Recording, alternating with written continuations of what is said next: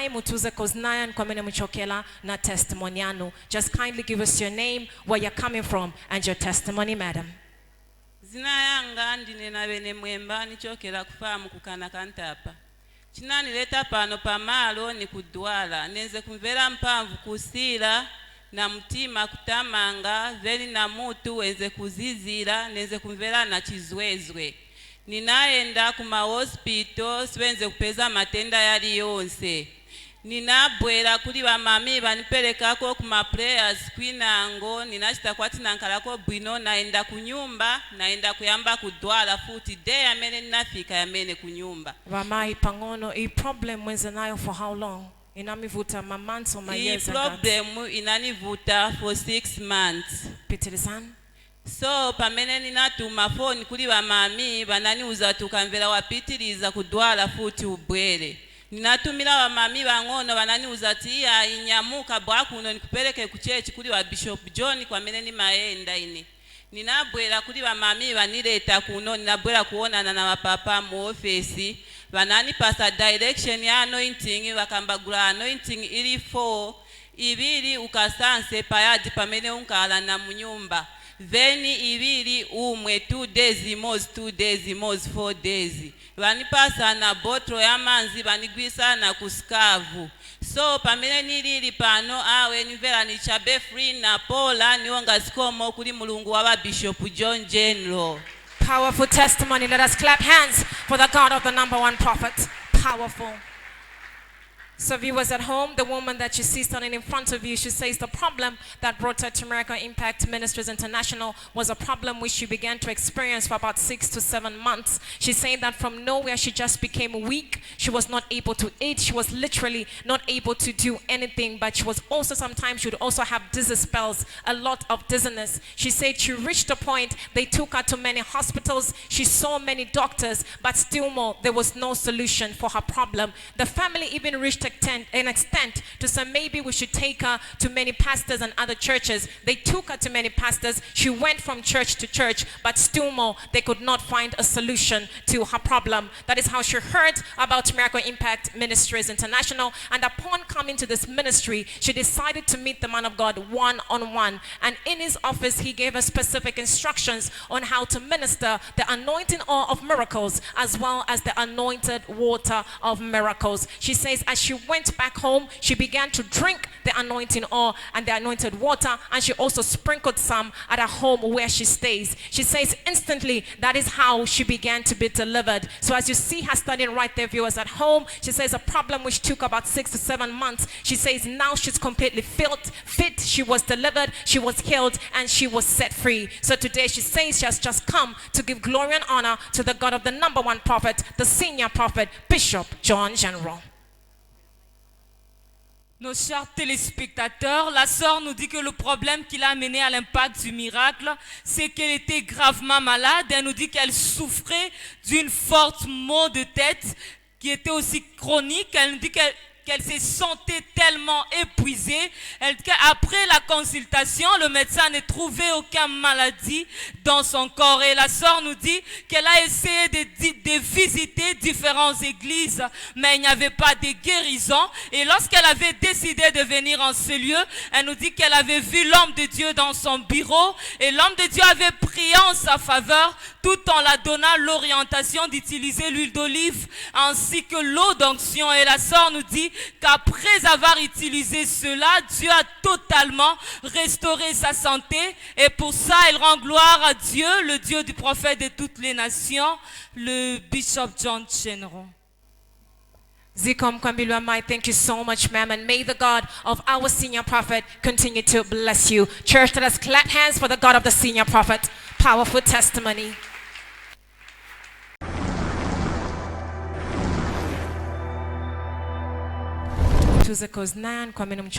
Testimoniano. Kindly give us your name, where you're coming from, and your testimony, madam.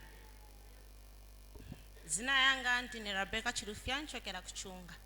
Testimony na nileta pano lada ma problem ametenzo facing am family. Infa zenzo chitika every year. 2017 infa na wanga nkonka pambuyo enzana nkara na mimba. After 9 months anapa pache buno, but suddenly after 3 days mwana anafa. ninauza family yanga infazaneshika family sizili normal. Tinaenda ma churches, ma prophets na peze solution. Until 2018 pamene nezo tamba top star, ninatamba ku channel 113. Kwenze wakazi enzo break a testimony pa mwana. Ninakamba ngata wakazi wangapase testimony kuti ninaribe mimba, nankana na mimba na papa. Nane one day tizakapeleka testimony. Tinaamba kubwera na family yanga mu 2018. Tinaamba gula anointing oil, manzi, tenzo konka ma direction ya menenzo pasa wadadi. 2019 mfano wanga anankana na mimba, but suddenly mu March mwamuna wake anafa. Ninauza mamika nkale mwamuna wake bafa mfano wanga tizapitilizoenda kuli wa general. Tinaambo bwela 2019 tipempera until mu August ba bishop wanabwa wachitaroketi mfano wanga bamshita prophesy. Banabora muza nione sawa kupapa kwako kuzankana na problem, but as long as wajaka pali anomalo uzapapa chebwino. Barabora wamuza tagura anointing oil ibiri akazizola na kumwa. After 3 weeks murunga nashita miracle ikuru ya kutistiza wanafamene tinga hapa seba dadi wa Bishop John Jeno. Tinadari si wana mwana mwamuna. Pari chini ya minka murunga wa Bishop John Jeno pavamene achititi. Powerful testimony. Let us clap hands for Jesus. Wanga peleke mwana kusogolo. That is the God of the number one prophet. My God. Wamai mwana na mamansi angati. Mwana alina 6 months pa 21 March atakwanisa 6 months. Let us clap hands for the God of the number one prophet. My God. So viewers at home, the woman that you see standing in front of you, she says she's here to give glory and honor on behalf of her sister. She says a couple of years back, she says in their family, there was a lot of death. There was the spirit of death hovering over their family. She says year in, year out, they were losing a family member. And so they decided, she said, to come to, she said, in fact, they decided to come to Miracle Impact Ministries International after the sister lost her first child. So then they decided to come to this ministry, and upon coming to this ministry, when the sister got married, she says that the younger sister, they had a funeral, the husband to the sister passed away. So they decided to say, no, we are still going to continue going to Miracle Impact Ministries International, and this spirit of death in our family has to stop. So she says eventually, after the sister had gotten pregnant, they came to Miracle Impact Ministries International, and they were located by the senior prophet who gave the young sister a prophecy saying, I am not seeing good signs, and I don't think you're going to deliver very well. Your delivery is going to be difficult, but I know that my God is going to make a way for you, and I'm going to pray for you and give you specific instructions on how to minister the anointing oil of miracles and the anointed water of miracles. So that is how the senior prophet prayed for her younger sister and prayed for the pregnancy as well, and declared a word. And lo and behold, she says the sister delivered safely. As you can see, she's holding her sister's child, and there's no problem with the child. So today she says she has just come to give glory and honor to the number one prophet, Bishop John General. Nos chers téléspectateurs, la sœur est en train de témoigner concernant la situation qu'elle traversait dans sa famille. Elle nous dit que dans sa famille, il y avait des décès qui se faisaient à chaque année. Et la sœur nous dit que cet esprit de mort les a tellement tourmentés, jusqu'au point où sa petite sœur, lorsqu'elle avait couché son fils aîné, cet enfant-là était décédé, et sa sœur aussi avait même perdu aussi son époux. Et la sœur nous dit que malgré cette situation-là, ils ne se sont pas découragés, ils ont continué à venir dans la maison de l'Éternel. Et la sœur nous dit que après la mort de l'époux de sa petite sœur, sa sœur était enceinte. Et la sœur nous dit que lorsqu'elle avait amené sa petite sœur dans la maison de l'Éternel, l'homme de Dieu l'avait localisé par une prophétie en disant que Dieu est en train de me montrer que ta maternité ne sera pas si facile, mais Dieu te fera grâce.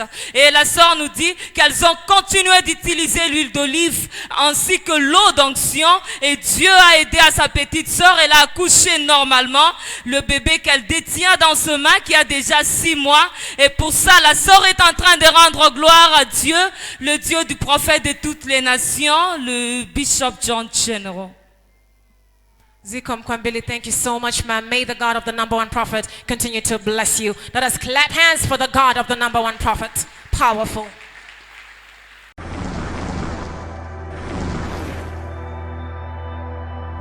Batate mutuze koznayan kwa mina mchokela na testimony yanu. Kindly give us your name, sir, where you're coming from, and your testimony, please. zinanga ndine Charles Kapaya nchokera pa George hapa na problem inanileta pano pamalo zina problem ya marriage na tinakangana na wakazi wanga for 12 years marriage so naganza na tinzachita vichani na ta first nzaenda kuli wa Bishop John so nafika pano pamalo watatu wananipasa profess ati none sewa abakazi bako bali kuti nati bali kuchipata compound ndiye day amene inatokera futi kubasakira futi napeza pata pa nyumba palipe na batatu wanampasa direction yako bati kansi ugwira anointing one bottle then you seven for 7 days na inese saje 7 days na series ndiye futi namkonka uja muntu futi ndiye kumana kona muntu amene nzozibana naye ati ayi baje madamu bako bapeze kam town napitiza beno pempera pano pamalo nati apo mulungu namuona sama kangiwa pano pamalo antu napitiza pempera mu 2020 muno antu nasta bwanji na bwana napata pitiza pempera manje pa uyu mwezi wa mene wachoka ku pa February penze pa Thursday jamani tuma pempera prayer and fasting badati bana kamba ku maendi ebera letani ya jamastika nipase bantu wamena zabura na muntu nzabwana mtarise pano pamalo ine nabwana ganiza njebele muli sticker tinabwata tenga mastika aja ine nakamba nati muli amene sticker ine mpaka chabe marriage ni pezi because nankala long time pamene nivutika mkani ya marriage. Hallelujah. Powerful.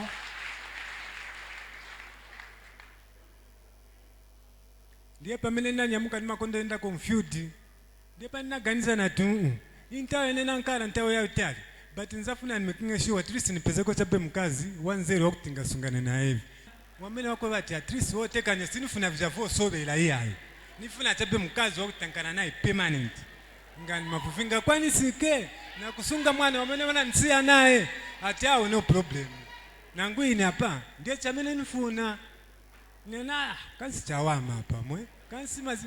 Hallelujah. Abo bakazi wamene wayimirira next kuri umwe ni bandani ndiye bakazi wamene unafuna. Hallelujah. Tubachaile komanja.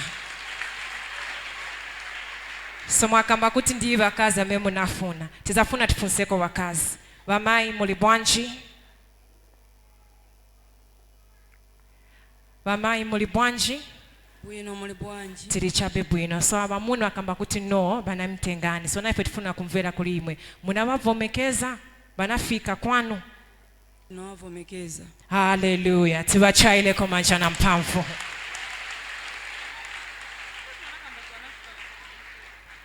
So viewers at home, the couple that you see standing in front of you, the gentleman says that the problem that brought him to Miracle Impact Ministries International was an issue to do with marriage. He's saying that his first wife, things were not working out. For about 12 years, nothing was literally happening. So he says the first time he came to Miracle Impact Ministries International, the senior prophet asked him a question and gave him a word of prophecy saying, "Where is your wife?" And that's how he prayed for him and gave him a bottle of anointing oil, because the prophet had already seen that the man was having problems with his wife in his marriage. So then he continued, he said he decided to go and search for the wife, but lo and behold, upon meeting her, still more, they were not in unity. So that is how he decided to continue coming to Miracle Impact Ministries International. And upon coming to this ministry, he said in one particular service, the senior prophet Bishop John General was given instructions to do with the stickers. And he said, anyone that will get the sticker, I guarantee you during this week, you are going to see a miracle. So he decided, that is how he said, he decided to call upon the God of Bishop John General. And he said he went and met up with an old friend and explained his problem to her and saying, I'm looking for a wife to marry. Mind you, all this time he was carrying the anointed sticker with him in his pocket. And lo and behold, that is how his colleague told him and said, no, I know a certain lady. And when they met with the lady, that's the woman who's standing right next to him right now, he said that she agreed. And so he has reached the family and everything is now in order. And today he says he has just come to give glory and honor to the God of the senior prophet Bishop John General for having given him a wife. Nos chers téléspectateurs, le papa est en train de témoigner concernant la situation du mariage qu'il traversait. Il nous dit qu'il traversait une vie de mariage instable avec son première épouse. Il nous dit pendant 12 ans, il a essayé à ce que les choses puissent changer, mais il n'y avait pas de changement jusqu'à ce qu'ils se sont séparés avec son épouse. Et le papa nous dit que lorsqu'il était venu en ce lieu, l'homme de Dieu avait prié en sa faveur et l'homme de Dieu faisait appel à tous ces gens-là qui pouvaient prendre la fiche d'onction. Et le frère nous dit qu'il avait pris cela et il avait fait une prière de déclaration en disant que Père, cette fois-ci, je désire rencontrer une femme qui sera une bonne femme pour moi. Et le papa nous dit qu'après quelques jours, Dieu lui a fait faveur, il a rencontré cette femme et pour ça, il est en train de rendre gloire à Dieu, le Dieu du prophète de toutes les nations, le Bishop John Chenro. Zikom Kwambili Batate, thank you so much, son. May the God of the senior prophet continue to bless you. Let us clap hands for Jesus.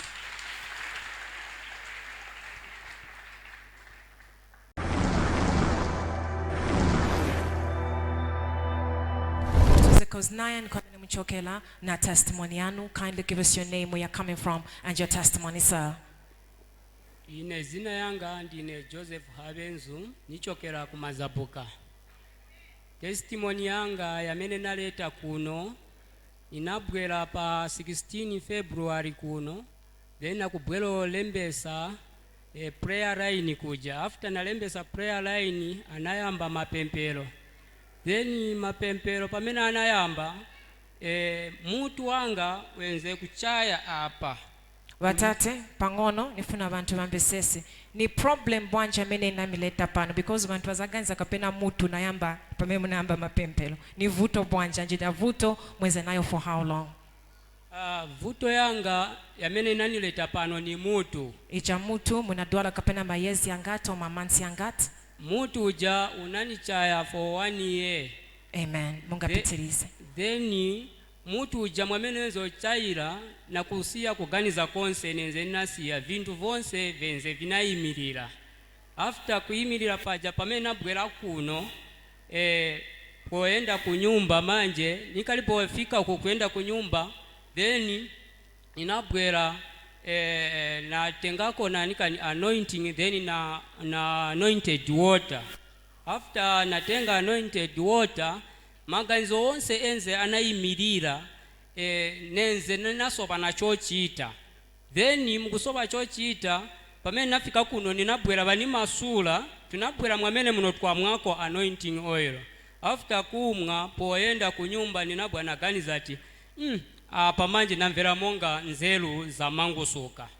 Then inabwa naganiza kuti ninshi apa naine apa zintu venze vinamangika vazoona oloni bwanji.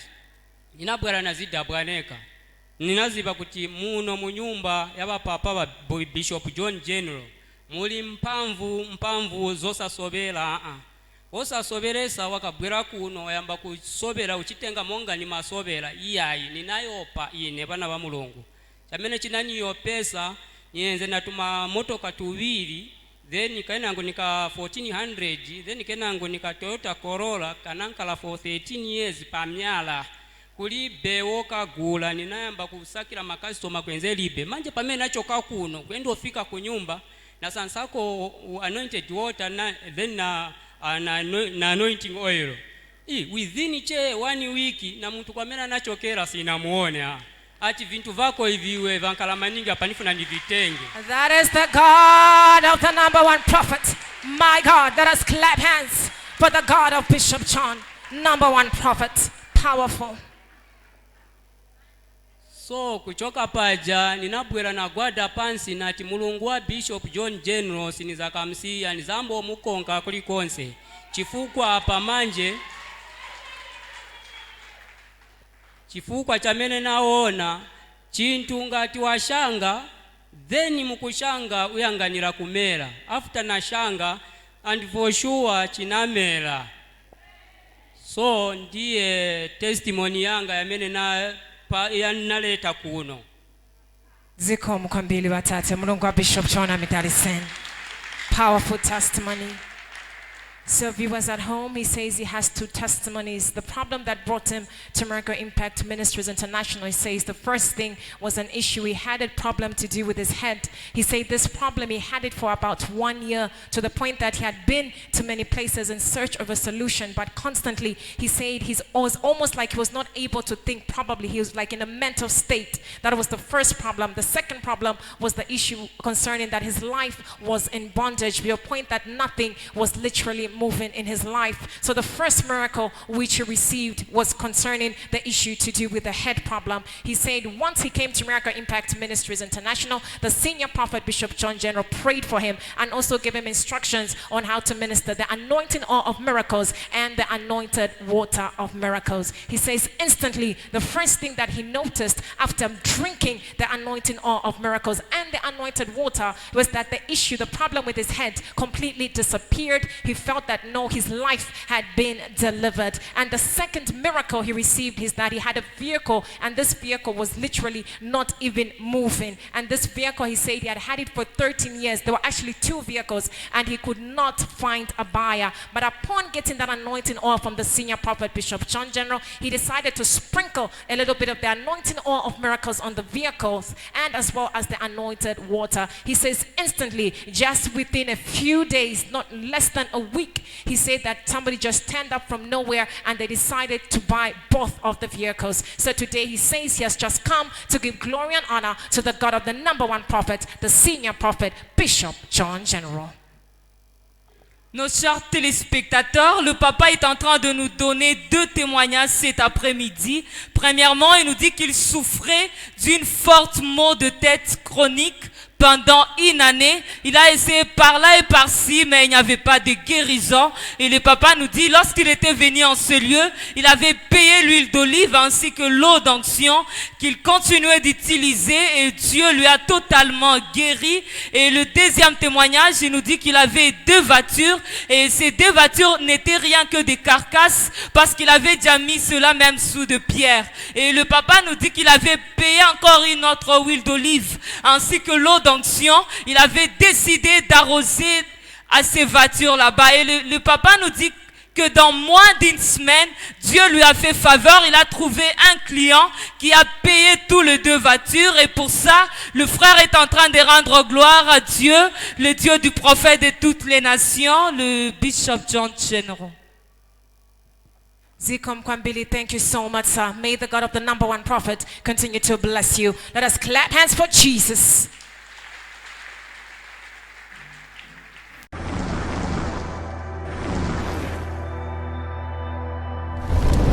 Mutuze Koznan, Kwamina Mchokela na testimoniano. Kindly give us your name, where you're coming from, and your testimony, madam. Nezina yanga nine Charity Daga. Nchokera ku msewo ya ku Garden House. Testimony yanga pa Thursday nabwera muno mu church. Pamene ninabwera muno bana ba Mulungu tinamba kupempera. Nachoka ku nyumba na chikulupiriro. Ninakamba nati choka last year aya matenda yanivutisa papaka. Matenda bwanji bamai? Matenda ya HIV positive. So wanampeza na HIV. Yes. Wanamipeza nayo matenda ya HIV liti. Choka last year. Pitirizan. After that nafika pa Thursday ba papa wanatipasa ma direction wanatipasa ba papa banatila manzi banakamba ati mwema peza manchito mzanda peza manchito ama HIV yazainda ya choke ma HIV.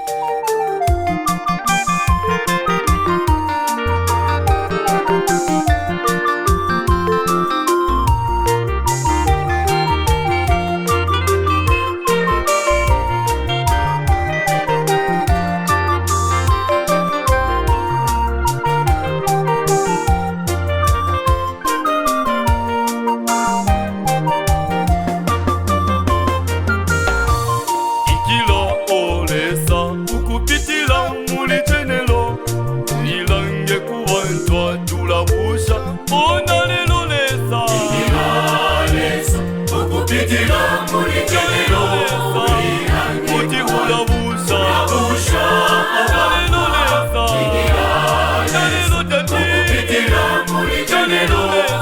Ninankala na chikurupiriro kutoka kunyumba, ninankala na chikonko. Sininalangane kuti bamuna banga banapondoka kutoka mnyumba.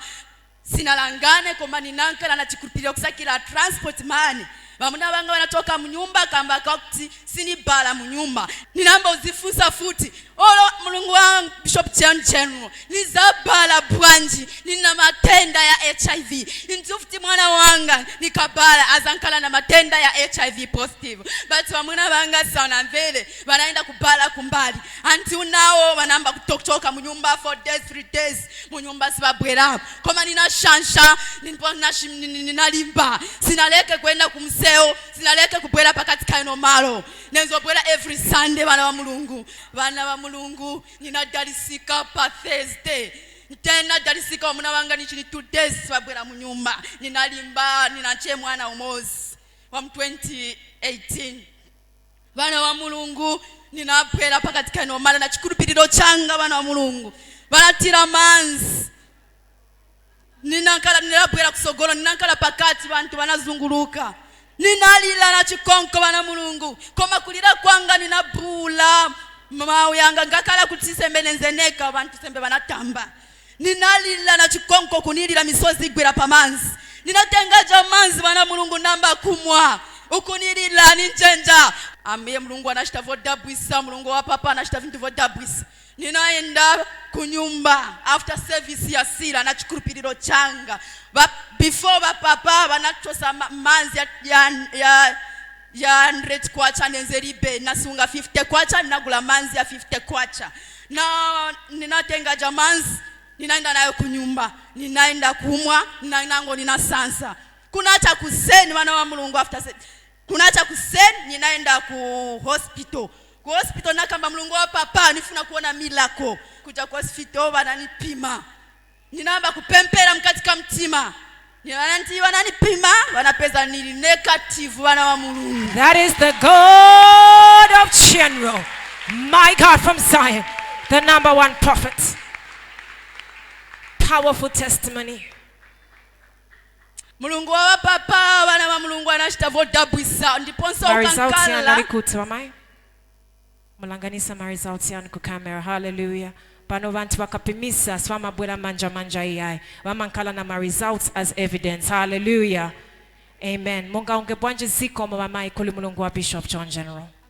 Nonga ziko mulungu wa Bishop John kuvamena na nchitila ndiponso nilimbisana imwe bana ba mulungu munkale na chikurupiriro kuti mulungu wa Bishop John alipano paino malo ndiponso ukadzaka paino malo ndikonso uziwe kuti ndiye kudalisa kwako ine sina tete sina bwerere mumbuyo kuti niganizira kuti ndabasi mala yanga yanayimirira ninaziba kuti first issue ichoke ikachoka issue ndiponso nizadalisika again times 2 nizakala na mwana again zikomo mamaye.